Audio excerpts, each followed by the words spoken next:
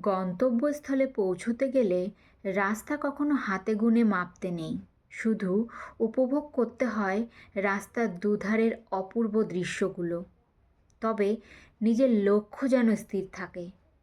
সেক্ষেত্রে সম্পর্ক স্বকীয় হোক কিংবা পরকীয়, জোয়ার ভাটার ঢেউ সবসময় গুনতে নেই। কতটা কাছে থাকলাম, কে কতটা আপন হলাম, কতটা আপন মনে গল্প করলাম, কতটা সময় দিলাম, সবটুকুই শুধু উপভোগ করতে হয়, কোনো কিছুই ভোগ করতে নেই। ভোগ করতে গেলেই তিক্ততা জন্মায়, জটিলতা বাড়ে।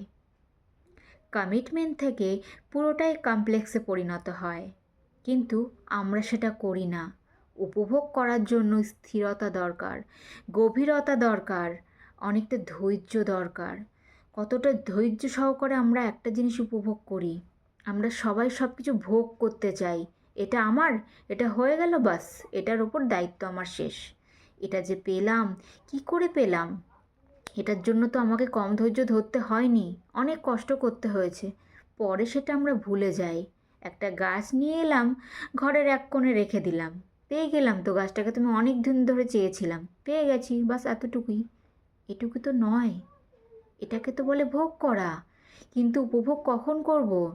একটা গাছ নিয়ে এলাম বা একটা মানুষ নিয়ে এলাম, সে মানুষটাকে আমি চেয়েছিলাম বলেই তো ঘরে এনেছি, বা সেই গাছটাকে আমি চেয়েছি বলেই তো ঘরে এনেছি।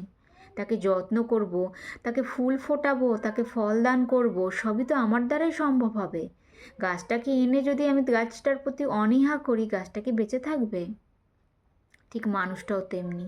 মানুষটার আমি খেয়াল নিলাম না, সে কি করছে না করছে এতদিন। হ্যাঁ, চেয়েছি মানুষটা আমার কাছে থাকুক, আমার পাশে থাকুক, কিন্তু যখন পেয়ে গেলাম আর কিছুই থাকলো না। পেয়ে যাওয়া মানে সেটাকে ভোগ করলাম, বাস পেয়ে গেলাম, বাস এতটুকুই, কিন্তু জিনিসটাকে তুমি উপভোগ করছি না। তাকে প্রত্যেক দিন নতুন নতুন করে ভালোবাসবো, এটাই তো উপভোগ করা। দিনের পর দিন আমরা হিসেব নিকেশ করতে থাকি। আমরা সবাই খুব ব্যস্ত, আমরা কর্মব্যস্ত মানুষ, কিন্তু আমরা হিসেব নিকেশ করে চলি। ও কথা বললে তবেই বলবো, ও কিছু দিলে তবেই দেব, ও কিছু নিলে তবেই আমি নেব, তার আগে নয়।